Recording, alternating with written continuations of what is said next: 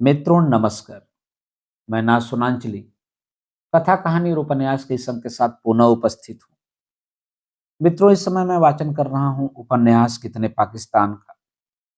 अब तक मैं अपने वाचन के पिछले क्रम में उपन्यास कितने पाकिस्तान के भाग 24 तक का वाचन कर चुका हूँ, जिसे आप मेरे चैनल कथा कहानी और उपन्यास पर जाकर क्रमवार सुन सकते हैं।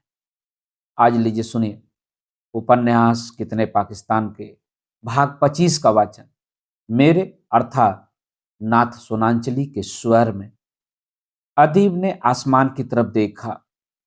ऊपर सुर्ख लाल लाल बादल चारों तरफ से घुमड़ रहे थे। वह चौंका। उसने अर्दली से कहा, काले भूरे सिलेटी और सफेद बादल तो देखे थे, उगते या डूबते सूरज के साथ बादलों की किनारी में रुपहला और सुनहला गोटा लगा भी देखा है, लेकिन खून की तरह लाल ऐसे बादल तो कभी देखे ही नहीं।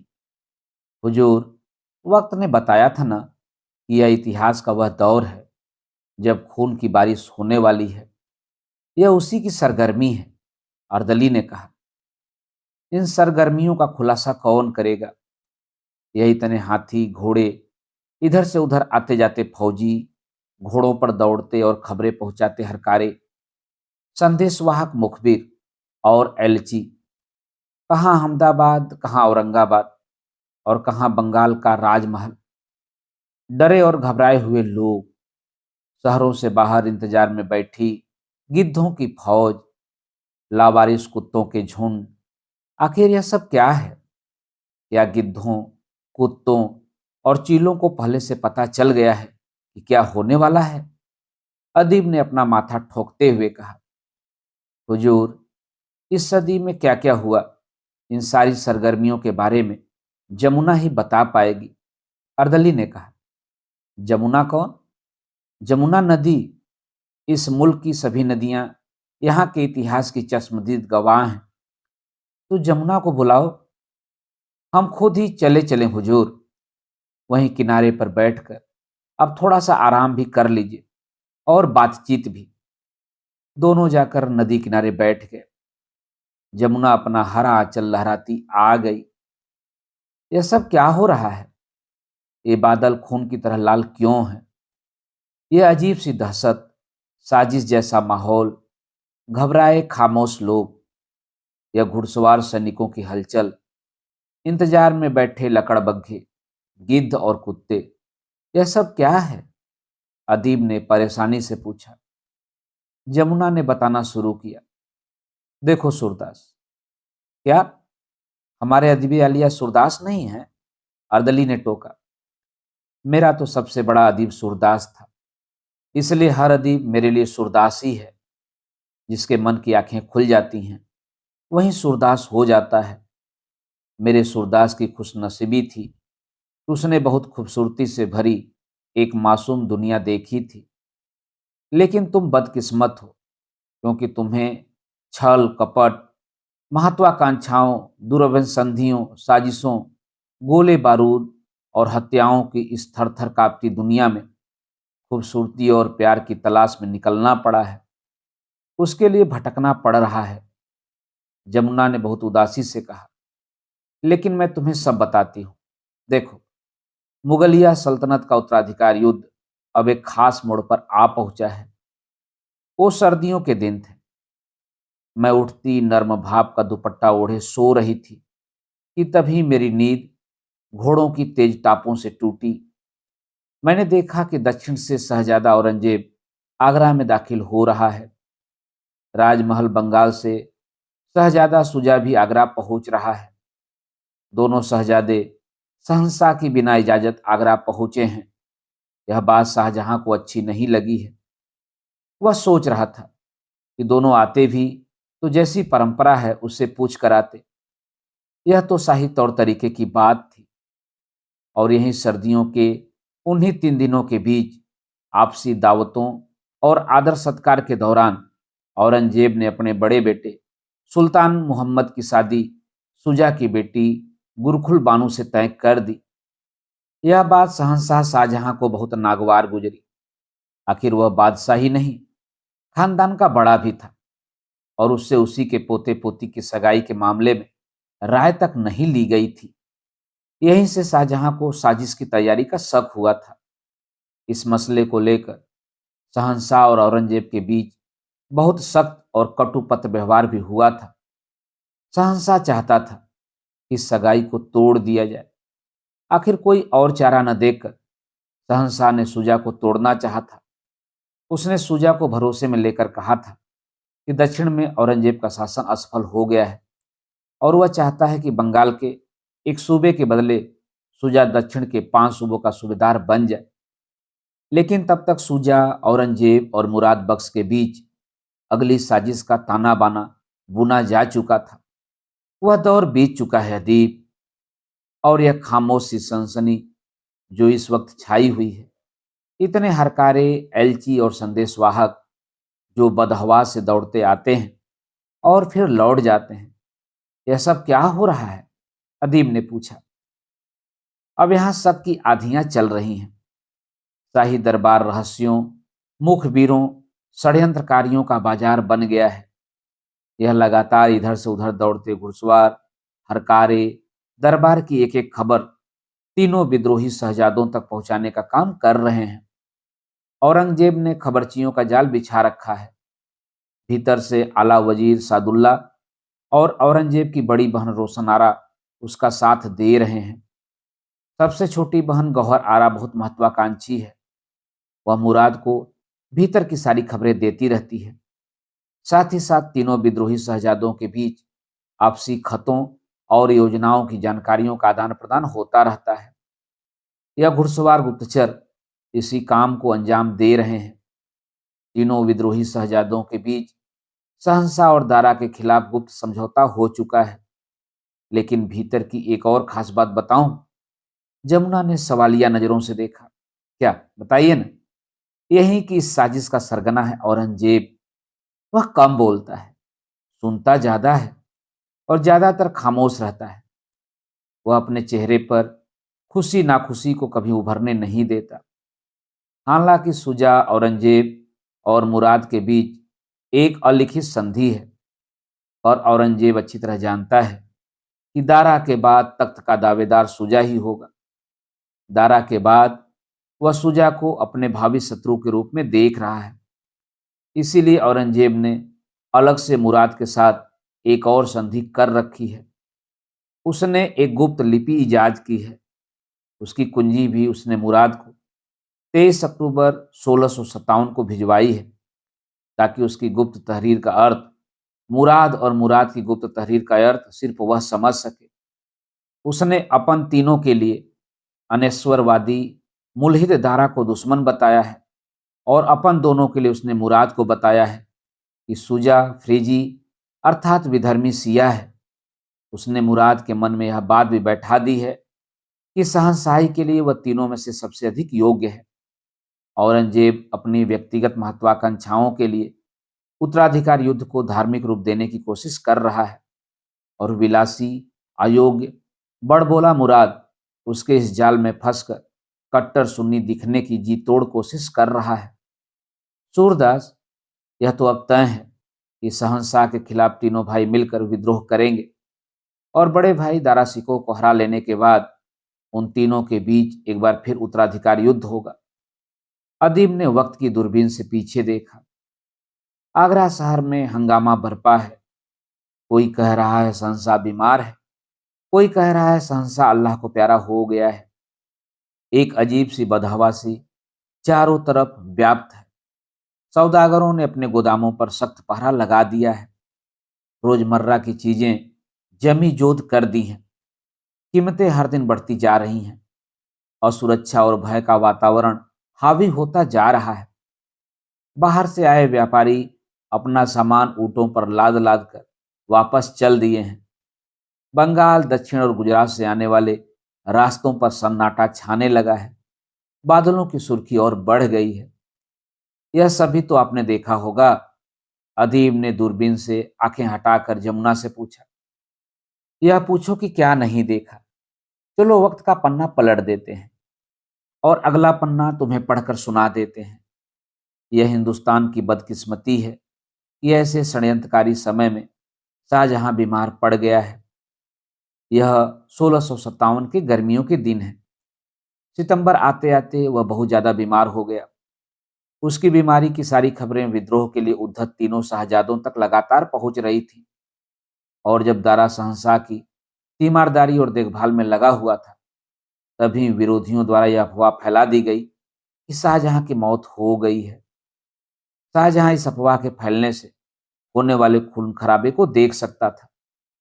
शहंशाह ने अफवाह को गलत साबित करने और प्रजा को विश्वास में लेने के लिए 14 सितंबर 1657 को किले के नीचे जमा हुए हजारों लोगों को अपने शयनगार के झरोखे से दर्शन दिए। एक दरबार भी किया। बीमारी की हालत में ही शाहजहां ने अपने विश्वास पात्र अधिकारियों और खास दरबारियों को बुलाकर उनके समक्ष अपना इच्छा पत्र लिखा और उन्हें आज्ञा दी कि वे सब दारा सिकोह के आदेशों का पालन करें। ताजपोशी तो नहीं हुई, लेकिन एक तरह से दारा सिकोह को सम्राट के सारे अधिकार दे दिए गए।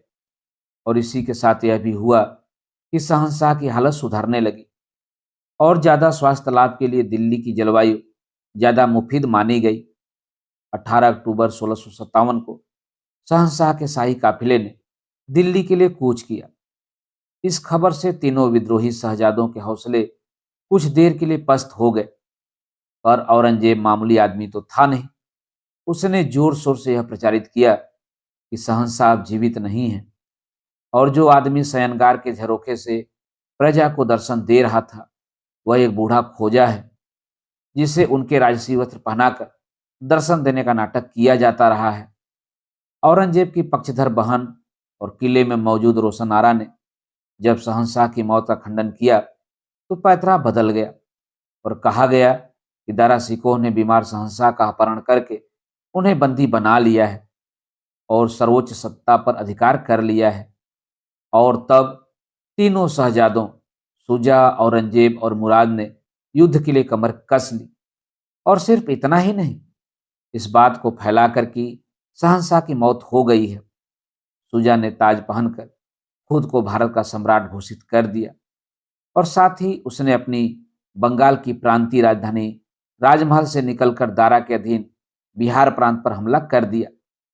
शाहजहां तो जीवित था, उसे यह बर्दाश्त तो नहीं हुआ, पर वह नहीं चाहता था कि गृह युद्ध की आग में उसका अपना बेटा ही नुकसान उठा जाए या मारा जाए। तब इसके बाद का इतिहास तो अब गंगा, चंबल, नर्मदा, सतलुज, ब्यास और सिंध नदियां ही बता सकती हैं, या फिर वे पात्र जो इस गृहयुद्ध में शामिल रहे। जमुना ने कहा और अपना हरा आंचल लहराती हुई सर्द भाप में समा गई। तभी अर्दली ने आवाज लगाई। 17वीं सदी के भारतीय गृहयुद्ध के सभी नायक, प्रतिनायक, खलनायक और चश्मदीद गवाह अदीब आलिया की अदालत में हाजिर हों। और देखते देखते वहां भीड़ लग गई।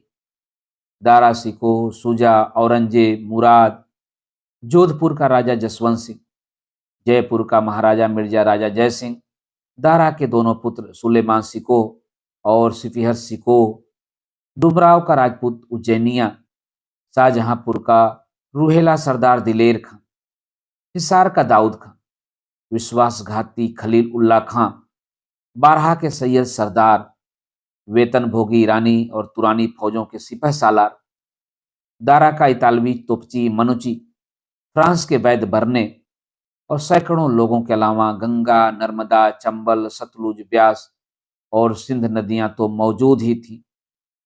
सबसे पहले गंगा ने अपना बयान शुरू किया। अर्दली बयान नोट करने लगा। मैं साक्षी हूं, गंगा ने कहा। शुजा इस उत्तराधिकार युद्ध के लिए पहले से ही तैयार था। सम्राट की मृत्यु की झूठी खबर को बहाना बनाकर शुजा ने अपने प्रांत से निकलकर बिहार प्रांत पर आक्रमण किया। मेरी छाती पर उसकी युद्ध नौकाएं दौड़ने लगीं और शुजा की फौजें सारे प्रांत को रौदती कुचलती आगरा तक पहुंच सकने के लिए अकुलाने लगी। उसे मालूम था कि गुजरात से मुराद और दक्षिण से औरंगजेब की फौजें नर्मदा नदी की ओर कूच कर चुकी हैं। शहंशाह ने एक सख्त फरमान भेजकर शुजा को भयभीत करना चाहा, पर उसका कोई असर नहीं हुआ। बल्कि उसने दारा से उसके प्रांत बिहार के मुंगेर किले की मांग की। आखिर किसी तरह दारा ने शहंशाह को मना लिया कि सुजा की बढ़ती फौजों को रोकने और पराजित करने के लिए फौरन सेना भेजी जाए। शाहजहां ने यह प्रस्ताव बड़े भारी मन से मंजूर किया, क्योंकि इस गृह युद्ध में वह मुगलिया राजवंश की तबाही देख रहा था। आखिर दारा के बड़े पुत्र सुलेमान सिकोह के नेतृत्व में शाही फौज ने बनारस की ओर कूच किया।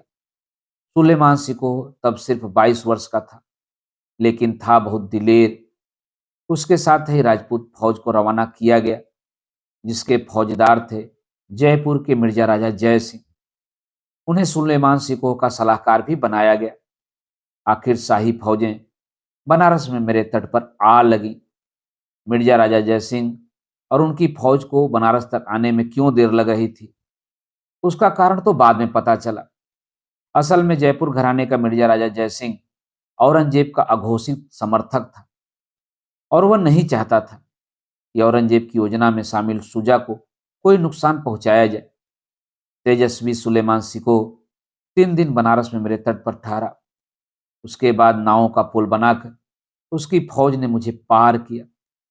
सुजा भी बनारस तक जल्दी से जल्दी पहुंचना चाहता था, क्योंकि शाही सेना को बनारस में मेरे उस पार अनिश्चित काल के लिए रोका जा सकता था, और सुजा चाहता था कि मेरे दक्षिणी तट से चुनार और पटना से होता हुआ जो राजमार्ग राजमहल तक जाता था, वह उसके लिए निर्विघ्न खुला रहे। सुलेमान सिकोह ने अपना पड़ाव बहादुरगढ़ में डाला। सुजा भी अपनी फौजों का बेड़ा लेकर बढ़ता आ रहा था, पर उसे रुकना पड़ा। आखिर उसने अपनी फौजों का पड़ाव मेरी धारा के पीछे एक ऐसे दुर्गम स्थान में डाला, जो छोटी छोटी पहाड़ियों, जंगलों और नालों से भरा हुआ था। उसके पीछे ही मेरी जलधारा बह रही थी, जिस पर सुजा के युद्धपोतों का अधिकार था। इसलिए जलमार्ग से रसद और गोला बारूद पहुंचाने में कोई कठिनाई नहीं थी। दोनों फौजों के पड़ाव पड़ रहे थे। यहीं पर रुहेला सरदार दिलेर खां और डुमराव का राजपूत सरदार उज्जैनिया भी अपनी अपनी फौजों के साथ सुलेमान सिकोह के साथ हो गए। मिर्जा राजा जयसिंह भी अब तक पहुंच गया था, पर सैनिक सलाहकार होने के नाते वह आक्रमण को रोके हुए था। आखिर सुलेमान सिकोह को आक्रमण की आज्ञा मिली। इस बीच सुलेमान सिकोह ने अपने गुप्तचरों द्वारा सारी जरूरी जानकारियां एकत्रित कर ली थी। फिर 14 फरवरी 1658 की सुबह सुलेमान ने सुजा के फौजी पड़ाव पर जबरदस्त हमला किया। सुजा सख्ते में आ गया। वह हाथी पर सवार होकर अपने सरदारों और सिपाहियों को पुकारने लगा, पर तब तक बहुत से सैनिक गाजर मूली की तरह काट डाले गए थे या जान बचाने के लिए भाग गए थे। सुजा कायर नहीं था। उसने शाही फौज का सामना किया। सुलेमान सिकोह और रुहेल दिलेर खां ने उसे जा घेरा। तब तक मिर्जा राजा जयसिंह और अनिरुद्ध गौड़ भी सुजा के हाथी के पास तक पहुंच गए। जबरदस्त युद्ध हुआ। सुजा का हाथी घायल हुआ, तब भी उसका निपुण महावत घायल हाथी के साथ सुजा को लेकर मेरे तट पर लगे बेड़ों तक पहुंच गया।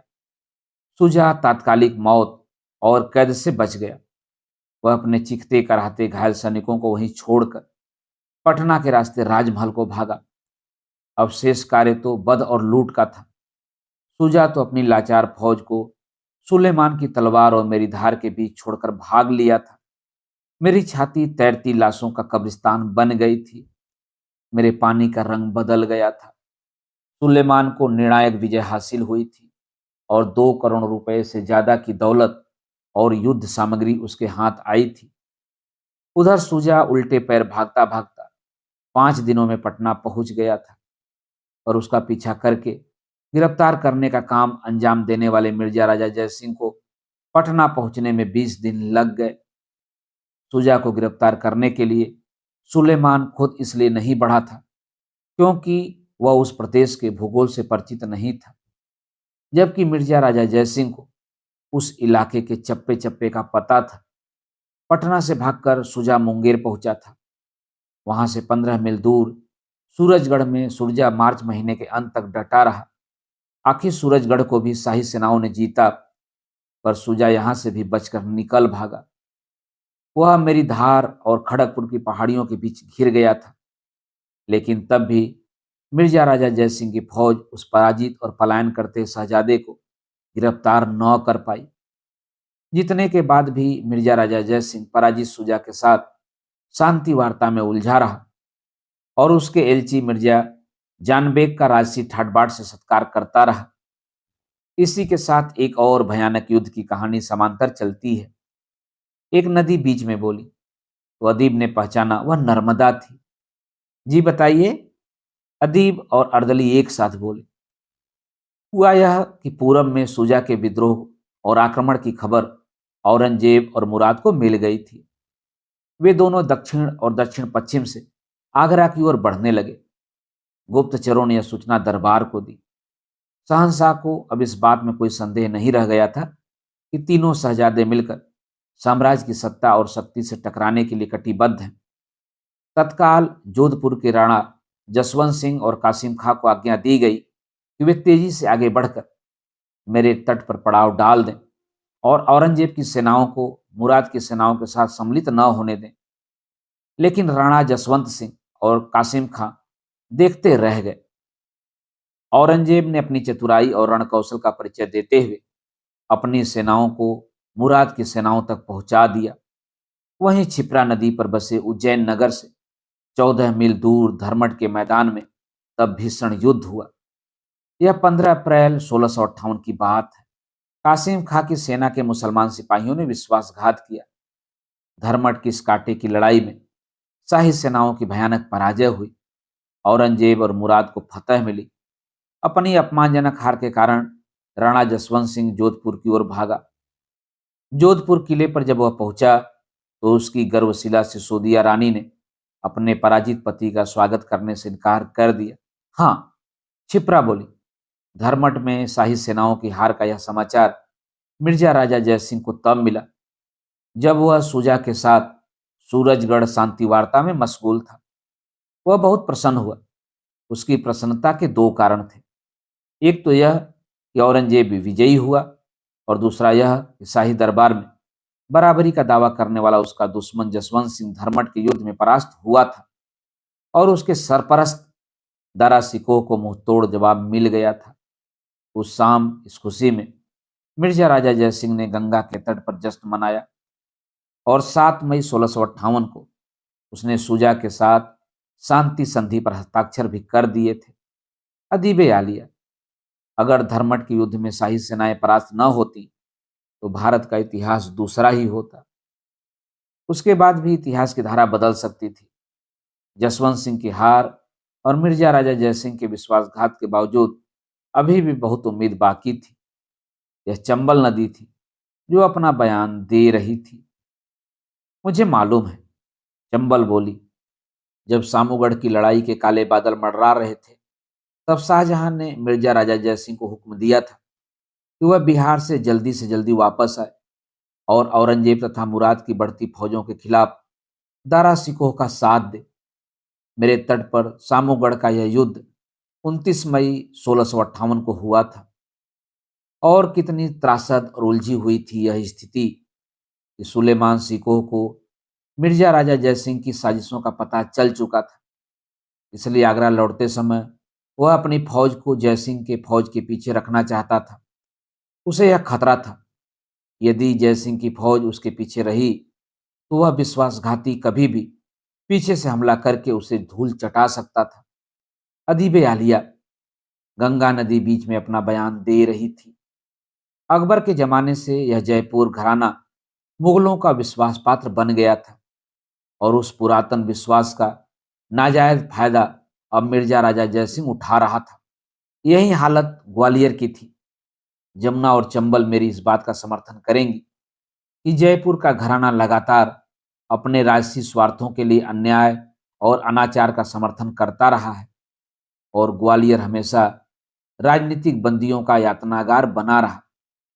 ग्वालियर के इसी घराने ने सन 1857 में अंग्रेजों का साथ देते हुए झांसी की महारानी लक्ष्मीबाई के साथ विश्वासघात किया। हाँ, जमुना बोली, इतिहास यही है। धर्मट की लड़ाई में अपनी सेनाओं की पराजय का समाचार दारा को बलोचपुरा में तब मिला जब वह शहंशाह शाहजहां को स्वास्थ्य लाभ के लिए दिल्ली ले जा रहा था। पराजय की खबर मिलते ही शहंशाह का काफिला बलोचपुरा से आगरा लौट आया। तभी अदालत में सनसनी सी फैल गई। फुसफुसाहट होने लगी कि अरे, शहंशाह शाहजहां कुछ कहना चाहते हैं। एक बहुत खूबसूरत बूढ़ा, पेट की बीमारी से जार जार और मुल्क के संभावित राजनीतिक गृह युद्ध से त्रस्त और पस्त, तब खुद ही अदालत की भीड़ में से उठकर खड़ा हुआ। हुजूरे आलिया, मैं इससे पहले भी बयान दे चुका हूं, लेकिन मैं इस भीड़ में आपकी नजरों से ओझल था। दोबारा बता दूं कि मैं हिंदुस्तान का बादशाह शाहजहां हूं। मेरी गवाही के बगैर आपका इतिहास पूरा नहीं होगा। मैं बताता हूं, मुझसे ज्यादा बदनसीब बाप और बादशाह इस दुनिया में दूसरा नहीं है। पेट की इस जानलेवा बीमारी ने मुझे तोड़कर रख दिया है। मैं मैं पागल हो गया हूं। कभी मैं दारा को अपने विद्रोही शहजादों के खिलाफ फौजी कार्रवाई की सलाह देता हूं, तो कभी मिर्जा राजा जयसिंह को पराजित सुजा के साथ सुलह की राय देता हूं। कभी सुलेमान सिको और जयसिंह को जल्द से जल्द आगरा लौटने का आदेश देता हूं। तो यह सोचकर दिल धड़कने लगता है कि मैं खुद ही अपने बेटों को एक दूसरे के खिलाफ लड़वा रहा हूं। अजीब हालिया, मैं कुछ भी सोच नहीं पाता। मेरा दिमाग काम नहीं करता। मैं सिर्फ इस खूनी गृह युद्ध से अपने मुगलिया खानदान को बचाना चाहता हूं। दरबार में तरह तरह की बातें सामने आती हैं। मैं जानता हूं कि मेरी प्रजा दारा सिकों को पसंद करती है, लेकिन हमारे सामंत, वजीर और मुल्ला दारा को बिल्कुल पसंद नहीं करते। मेरा खुदा जानता है, मैं पक्का मुसलमान हूं और सारे जुल्म ढाने, मंदिरों को तोड़ने, हिंदू रियाया पर जातियां करने के बाद अब मैं इस नतीजे पर पहुंचा हूं कि हिंदुस्तान में इस्लाम का स्वरूप कुछ दूसरा ही होगा। दारा इसी कोशिश में लगा हुआ था, पर उसे अब कट्टर भेड़ियों का सामना करना पड़ रहा है। दूसरी तरफ मेरे कुछ दरबारी औरंगजेब का समर्थन करते हैं, तो मैं भी कभी कभी उनकी तरफ झुक जाता हूँ। कभी मैं रोशन आरा की दलीलें सुनता हूँ, जो खुलेआम औरंगजेब का साथ है। फिर जहां आरा मुझे दारा के बड़प्पन और हिंदुस्तान के मुस्तबिल के बारे में बताती है, तो मैं उससे भी सहमत हो जाता हूँ। और मेरी तीसरी बेटी गौहर आरा जब मुराद की खासियतें बताती है, तो मुझे मुराद भी ठीक और सही लगने लगता है। उधर मैंने मिर्जा राजा जयसिंह और सुलेमान सिकों को खबर भेजी है कि वे दोनों जल्द से जल्द आगरा पहुंच जाएं, ताकि हम औरंगजेब और मुराद की फौजों का मुकाबला कर सकें। लेकिन पता नहीं वे दोनों कहाँ अटके हुए हैं। अगर उनके पहुंचने से पहले जंग जरूरी हो गई तो लड़ना ही पड़ेगा। जी हाँ, यही हुआ। शाहजहां के दरबार में बहुत गर्मागर्म बहसें हुई। अंत में औरंगजेब और मुराद की बढ़ती सेनाओं के खतरे को पहचानते हुए शाहजहां ने दारा को आज्ञा दी कि वह उन बागी सेनाओं को रोके। अब चंबल बोल रही थी। 22 मई 1658 को दारा धौलपुर पहुंचा और मेरे तटों की रक्षा पंक्तियों को सुदृढ़ करने में व्यस्त हो गया। मैंने तब दारा को भर आंख देखा था। वह तो बिल्कुल सूफी दरवेश लगता था। और इससे पहले कि दारा मेरे तट पर सुदृढ़ व्यूह रचना करे, 23 मई को ही धौलपुर से 40 मील दूर मुझे पार करके औरंगजेब ने दारा की फौजों के पृष्ठभाग को उलट दिया। तब दारा मेरे तट से आगरा की तरफ भागकर 9 मील दूर सामूगढ़ में रुका था और वहीं उसने अपनी छावनी डाली थी। वहीं सामूगढ़ में दारा और औरंगजेब में भयानक निर्णायक युद्ध हुआ और खलीलुल्लाह की फौजों की गद्दारी की वजह से दारा हार गया। खलीलुल्लाह को हाजिर किया जाए। अदीब ने अर्दली को आवाज दी और खलीलुल्लाह हाथ जोड़े सामने खड़ा था। जी हुजूर, हमने दारा के साथ बेहद मजबूरी में गद्दारी की, क्योंकि तब जयपुर के मिर्जा राजा जयसिंह ने तमाम हिंदू राजाओं को चिट्ठियां लिख लिख कर और एलची भेज भेज कर उन्हें औरंगजेब का समर्थक बना लिया था। और फिर हम तुरानी थे। हिंदुस्तानी हिंदू मुस्लिम फौज के साथ हमारी पड़ती भी नहीं थी। वे हमें अपने देश का नहीं, भाड़े का सैनिक मानते थे। इसलिए भी हम भीतर ही भीतर शाही हिंदुस्तानी फौज के खिलाफ थे। अदीब आलिया, हमने दारा के साथ जानबूझकर गद्दारी नहीं की थी, लेकिन जब सामूगढ़ में औरंगजेब की फौजें हम पर टूट पड़ी, तो हमने हारते हुए दारा के बजाय जीतते हुए सुन्नी मुसलमान औरंगजेब का साथ देना बेहतर समझा। हम तो भाड़े के सिपाही हैं, जीने के लिए पैसा कमाते हैं, मरने के लिए नहीं। हम लड़ते ईमानदारी से हैं, पर हारने लगें तो हमारी जिंदगी जीतने वालों के हाथ होती है। और फिर दारा सिखों की फौज में ईरानियों, तुरानियों, राजपूतों, बारहा के सैयदों और यहीं पैदा हुए जमीनी मुसलमानों को लेकर भी नाचाकिया, गलतफहमियां और अपनी अपनी हसदें थी। सामूगढ़ के उस रेतीले मैदान में दारा ने अपनी फौजें तैनात कर दी थी। उसका तोपखाना बरकंदाज खां और मानुची के हवाले था। इस तोपखाने के पीछे पैदल फौजियों के शानदार दस्ते थे। उनके पास तोड़ेदार बंदूकें थीं। इनके पीछे 500 ऊँट थे, जिनकी पीठों पर चक्करदार तोपें मौजूद थीं। इनके पीछे लड़ाकू हथियारों की कतारें थीं। यह फौज 5 हिस्सों में तैनात की गई थी। अगले दस्ते में राजपूत और पठान थे।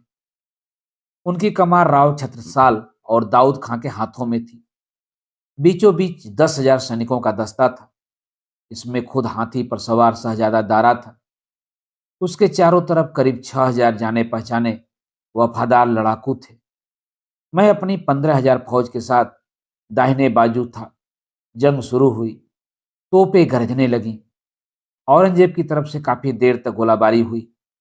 फिर खामोशी छा गई। तो लगा कि बरकंदाज खां और मनूची ने औरंगजेब का तोपखाना बेकार कर दिया है।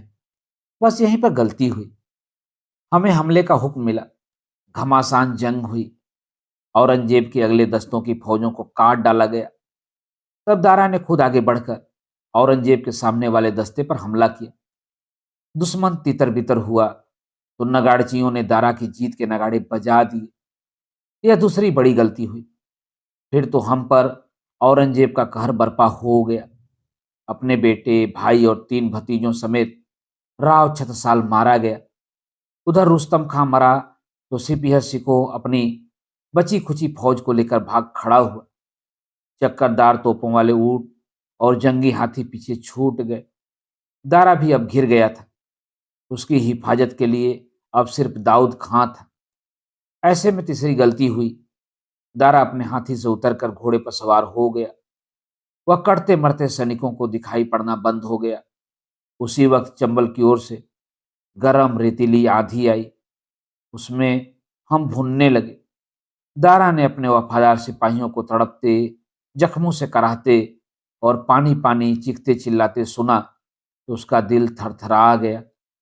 तभी दूर पर उसने सिपीहर सिकोह को रोते और आवाज लगाते देखा तो उसका धीरज टूट गया।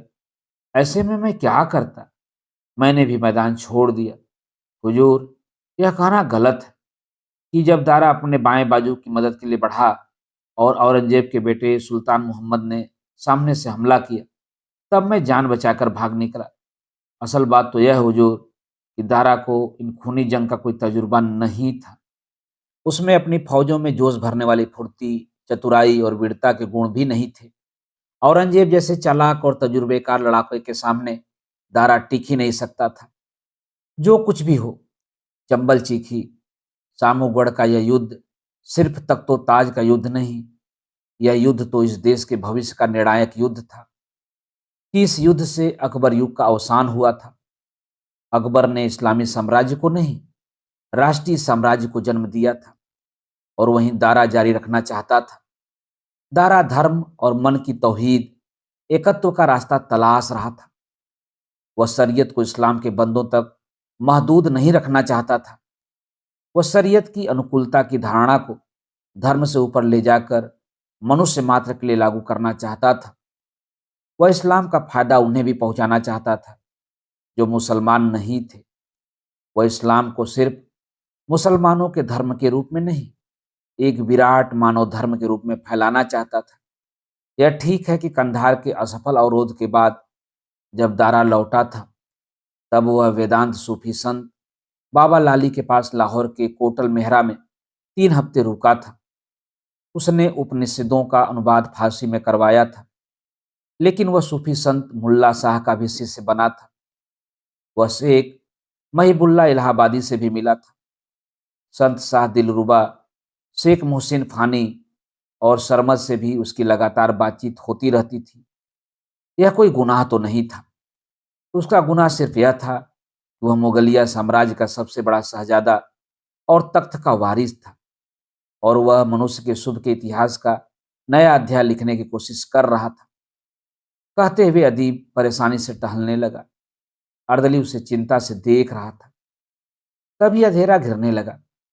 अदीब ने उतरते अंधेरे को देखा और जैसे पहचान कर चीखा, यह तो 17वीं सदी का वह अंधेरा है जो सामूगढ़ के रेतीले मैदान में छा गया था।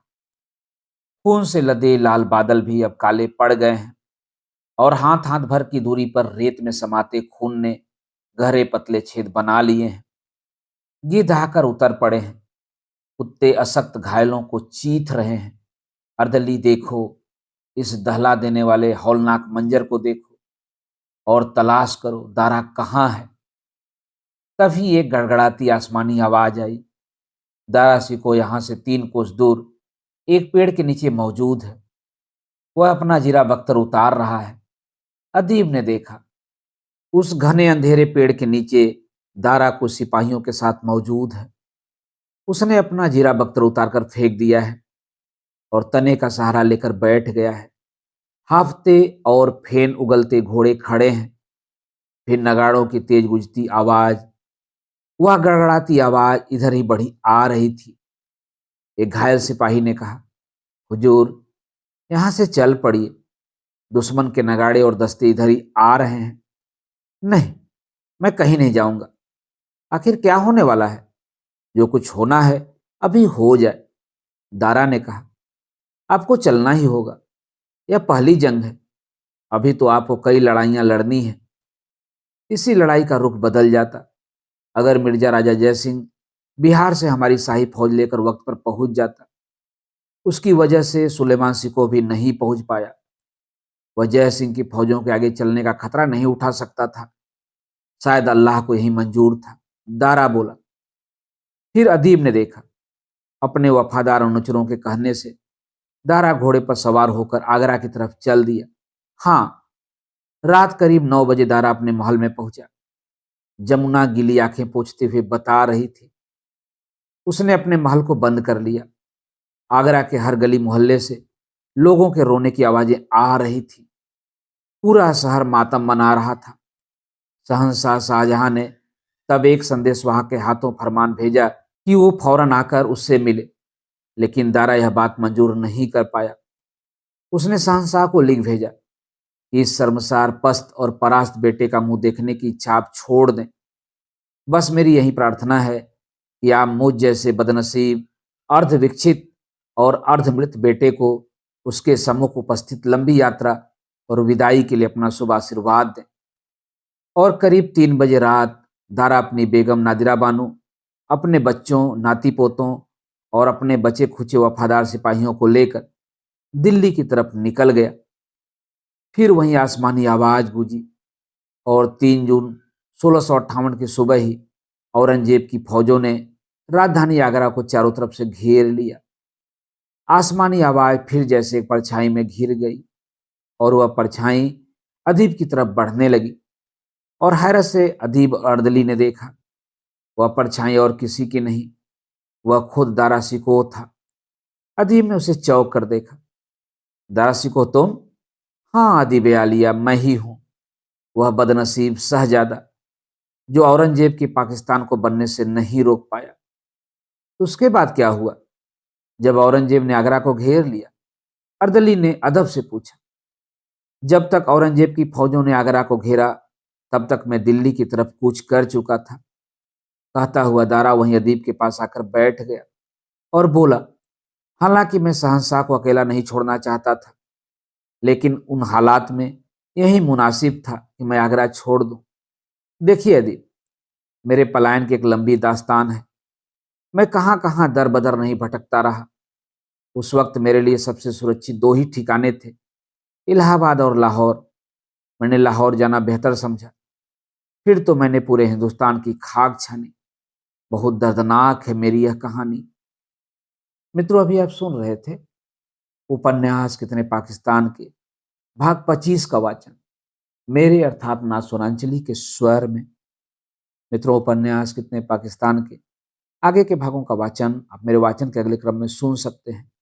तो जुड़े रहिए कथा कहानी और उपन्यास के साथ। धन्यवाद। नमस्कार।